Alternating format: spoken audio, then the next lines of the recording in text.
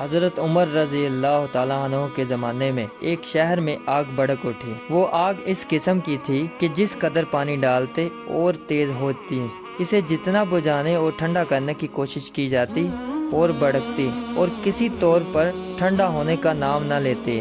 لوگ حضرت عمر رضی اللہ تعالیٰ عنہ کے پاس آئے، حضرت آگ ہے کہ کسی طور بجھنے کا نام نہیں لیتے، ہم نے لاکھ جتن کیے، پانی ڈالا، مگر وہ مزید بڑھتی جا رہی ہے۔ حضرت عمر رضی اللہ تعالیٰ عنہ نے فرمایا، یہ آگ خدا کا قہر کی علامت ہے، یہ دراصل تمہارے اعمال کی آگ کا شعلہ ہے۔ پانی کو چھوڑو، روٹیاں تقسیم کرو، عمل پر توجہ کرو۔ لوگوں نے کہا کہ ہم سخی اور جوانمرد ہیں، ہم نے سخاوت کے دروازے کھول دیے ہیں۔ حضرت عمر رضی اللہ تعالیٰ عنہ نے فرمایا، تم نے روٹی رواج اور عادت کی وجہ سے دی ہے، خدا کے لیے ایسا نہیں کیا، فخر، شان و شوکت اور خود نمائی کے لیے ایسا کیا ہے، نہ خوف خدا، پرہیزگاری اور نیاز مندی کی وجہ سے۔ اے سارے قربانی کے جذبے سے خالص خداوند کے لیے خیرات کرو۔